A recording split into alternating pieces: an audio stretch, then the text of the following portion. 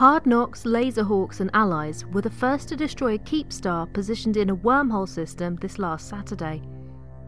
The undertaking, which required multiple days of marathon control of wormhole transit points to J135031 and approximately 3,000 forced wormhole collapses, marks an achievement few Capsuleers even believed was possible.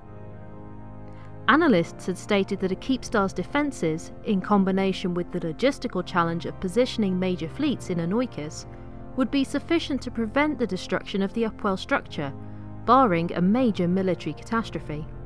The Keepstar's owner, Inner Hell, claims just this, that the attack took advantage of mandated changes to strategic cruiser hardware configuration, catching them at their least organised. Other commentators, however, have cited Inner Hell's largely abandoning the C6 system as the root cause, with many Inner Hell pilots residing in lower-class wormhole systems, leaving them unable to meaningfully contribute to the defence.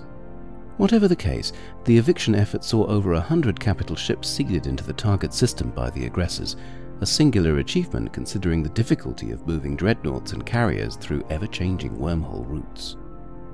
This achievement was capstoned by Inner Hell transferring their own Keepstar into the holding of another corporation, ostensibly so that their pilots could fire on it and count amongst its destroyers.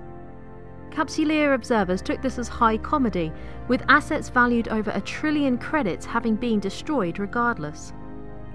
With the destruction of the Keepstar, and of a supporting Fortizar and 2 supporting Asbel structures, baseliner casualties have been a point of concern for civilian observers.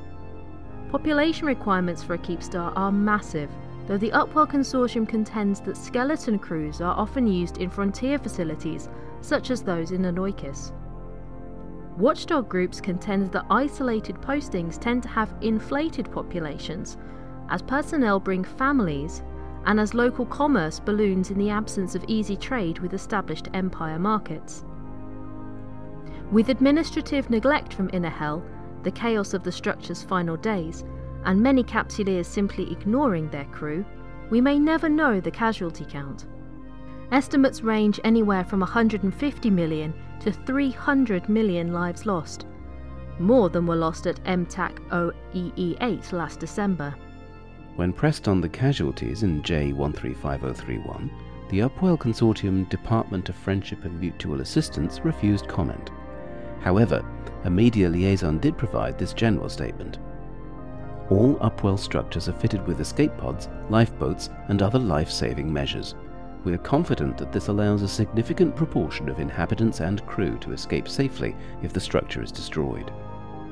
However, with no active search and rescue operations underway in J135031, the ultimate fate of any survivors remains uncertain.